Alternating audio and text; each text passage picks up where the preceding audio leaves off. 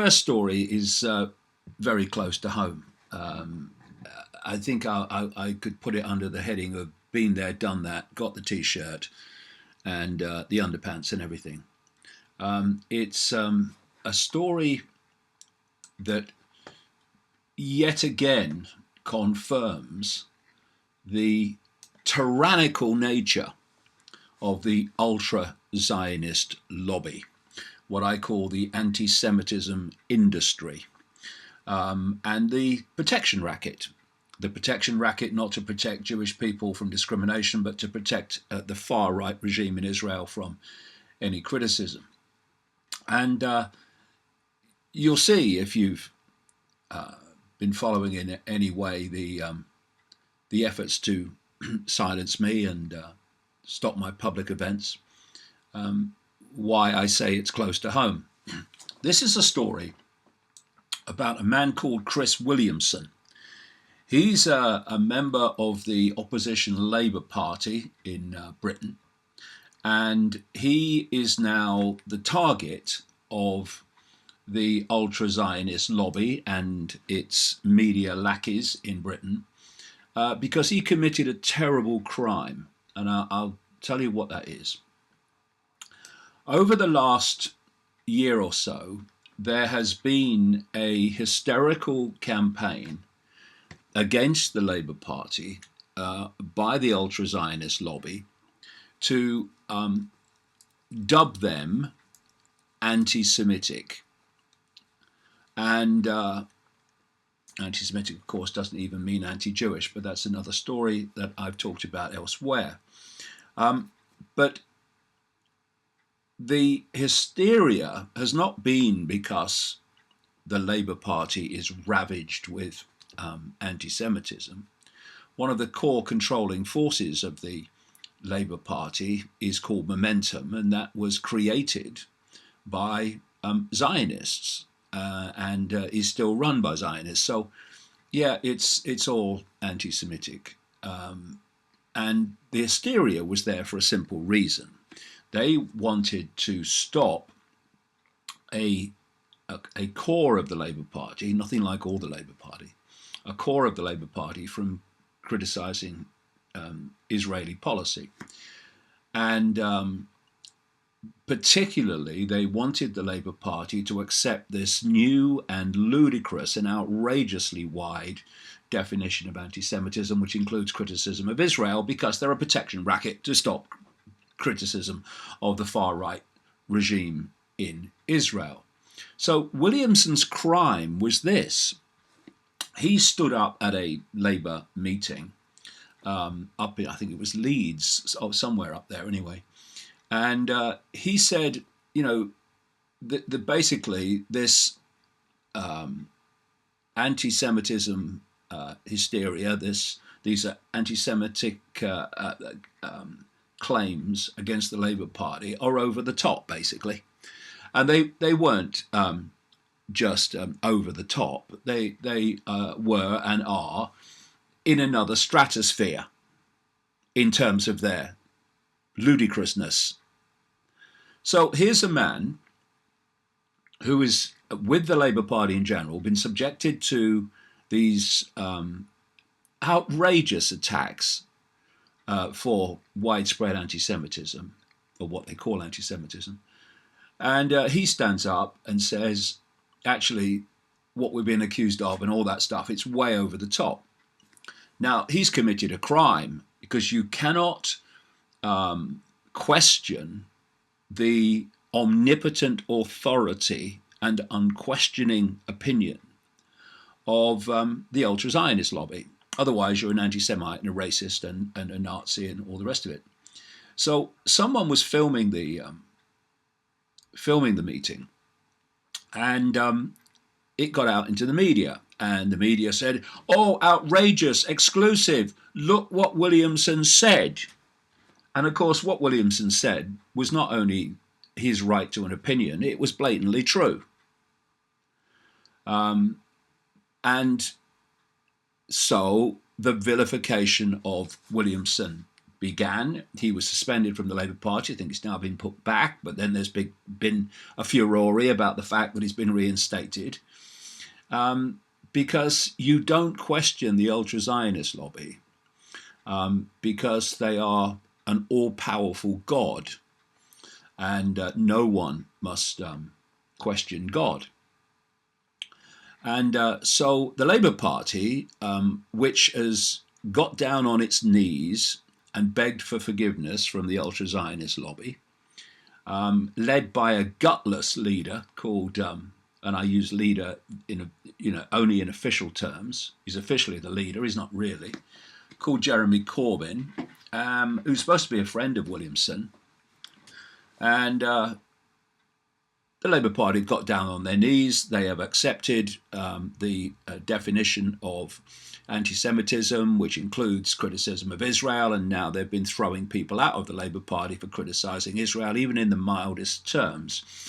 And the Labour Party is owned by Israel now. That's the end of story, by the way. So what's happened is that most of the Labour Party, the Blairite Labour Party, has always been on its knees to Israel. The Liberal Democrats, the so-called Centre Party, are on their knees to Israel. The Conservative Party, currently in government through Boris Johnson, is on its knees to Israel. But there was a core around Corbyn, who then lost his bottle and his backbone started to vibrate and quite visually turned to jelly. That were willing to criticise Israel, and so they've now been targeted. But they are supporting Williamson, and there's a Labour Party conference coming up. It's being conducted in the fashion of a cathedral setting, where everyone gets down on their knees and points to Tel Aviv. Anyway, some of them are supporting Williamson, and they've put on what they call fringe events around the Labour conference to allow Williamson to have a platform. This is not something that's connected directly to the conference organised by the Labour Party, but organised by people in the Labour Party. And you'll see why I say close to home when I come to the story. Williamson refuses to bow to thuggery after venue threatened by two men. Labour MP Chris Williamson refused to bow to thuggery yesterday after a meeting in Brighton was cancelled, with the venue subjected to threats of violence. Mr. Williamson had been booked to speak at a meeting in the South Coast city on Thursday evening in the Holiday Inn.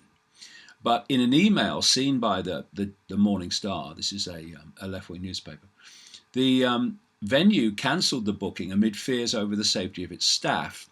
Two men are understood to have approached the Holiday Inn and threatened hotel workers because they were hosting the MP for Derby North. The venue was also subjected to abuse on personal social media accounts and called some unpleasant names in a string of abusive phone calls. Holiday Inn management felt they had no alternative but to cancel the booking. It said, over the last 24 hours, our hotel and employees have been subjected to abuse and threats from members of the public on the phone, on email, and on social media outlets. We cannot allow our guests and employees to be put at potential harm and will therefore have to cancel your booking with the Holiday Inn Brighton.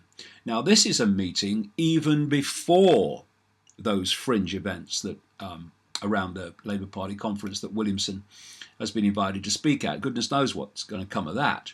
But let's just analyse this for a second. You hear politicians all the time, and people, we must not bow to violence. We must not be intimidated, right? And then what do? They go and do just that. So here's the Holiday Inn, and my goodness, have I come across venues like this all over the world. Here's the Holiday Inn that is saying, we are not going to stand up for the right for someone to speak in public because two prats have threatened us.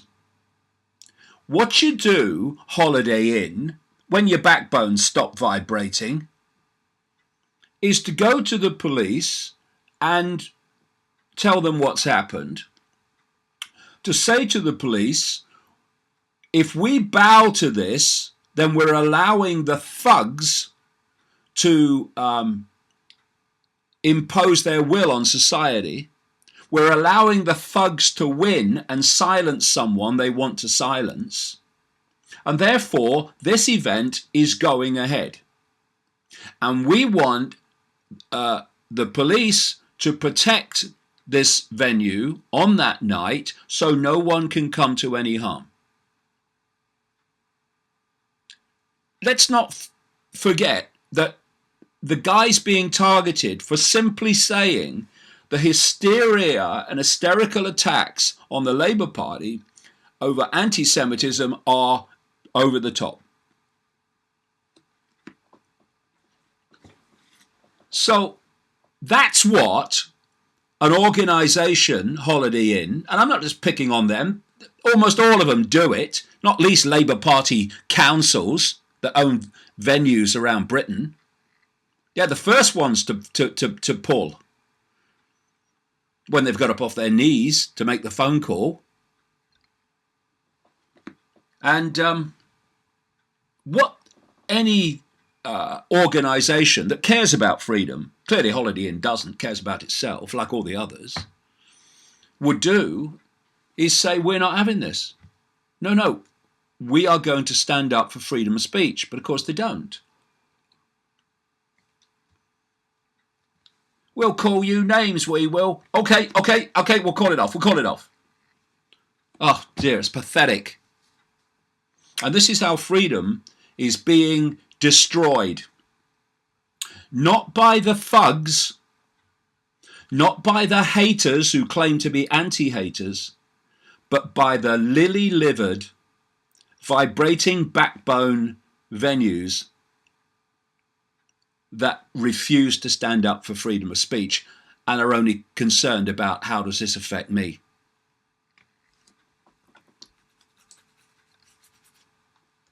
And when we've got to a point where people are being denied the right to speak in public for simply having the opinion, supportable by the evidence, that attacks on the Labour Party over anti-Semitism are exaggerated and that the Labour Party has kowtowed to them far too easily.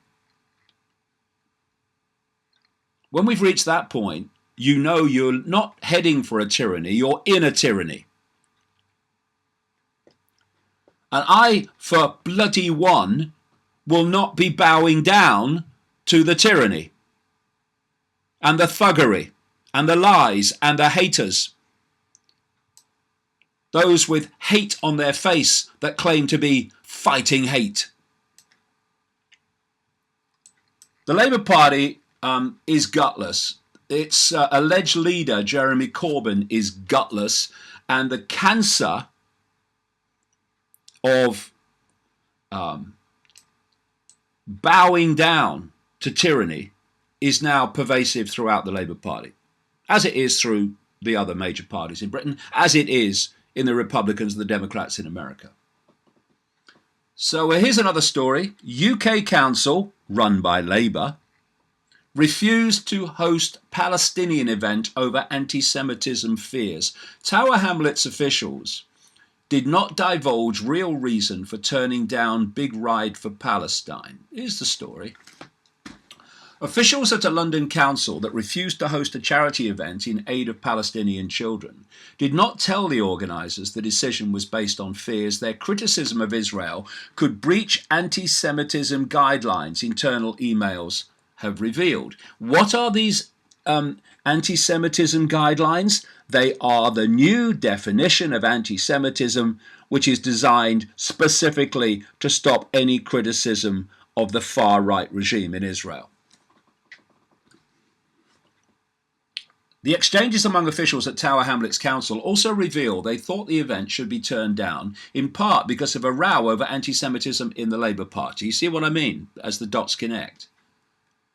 The council told the Big Ride for Palestine, which has raised nearly £150,000 for sports equipment for children in Gaza since 2015, that the event's political connotations meant that the closing rally of this year's bike ride could not go ahead in the borough without problems. Now, you imagine a charity raising money for Israel or Israelis being banned in the same way. They wouldn't dare. And this is what I mean by the tyranny. And unless backbones start to solidify, this tyranny will just get more extreme. Officials told organisers there was a risk of speakers might express views which contradicted the council's policies on community cohesion and equality. In other words, would breach the new definition of anti-Semitism, which is designed to stop any criticism of the far-right regime in Israel. And if ultra-Zionists stood up and condemned Palestinians in Tower Hamlets, that would not breach the council's policies on community cohesion and equality, because there's nothing to do with equality. It's to do with bowing down to a tyranny. Behind the scenes, the story says, council staff raised fears of a real risk that the event and its organisers could be seen to have breached, here we go, the International Holocaust Remembrance Alliance working definition of anti-Semitism because of references on their website to apartheid and ethnic cleansing. That International Holocaust Remembrance Alliance working definition is the new definition of anti-Semitism accepted by the Labour Party and goodness knows how many other official organisations. So, even though the far-right government in Israel and its military and its Mossad and its Shin Bet intelligence agencies are blatantly involved in an apartheid regime, even though they're blatantly involved in ethnic cleansing as more and more and more Jewish-only settlements are built on Palestinian land illegally occupied, according to the UN and every other criteria for fairness and justice and international law. Even though that's happening, you cannot say it in Tower Hamlets or in any area controlled by the Labour Party, brackets gutless, because it might breach a definition of anti-Semitism which has been put together by the very force that is involved in the apartheid regime and the ethnic cleansing in Israel and Palestine. I mean, you couldn't make it up, and it's so outrageous you don't have to. When considering how to explain the decision, my goodness me, that must have taken some time. One council official said it would be wise to avoid the anti-Semitism aspect, reference their website, as this could open a can of worms and come back to bite us. They must work for the Holiday Inn. Oh, never mind what's right. Never mind that it would be speaking the truth. Never mind the right to free speech. How will this affect us? I did say the Labour Party were gutless, didn't I? I must have mentioned it. There was no reference to anti-Semitism in the email to the event's organisers. The internal emails released after a Freedom of Information request by the Palestinian Solidarity Campaign revealed the council attempted to assess the Big Ride website according to the rubric of the controversial new definition. The emails showed concern among council officials over quotes on the Big Ride website that described the Israeli treatment of Palestinians as ethnic cleansing and drew parallels between Israeli policies and apartheid-era South Africa. Comparisons that are perfectly, utterly justified. And even if they weren't, It's an opinion. They have a right to. The power of a tiny few people over whole countries is staggering.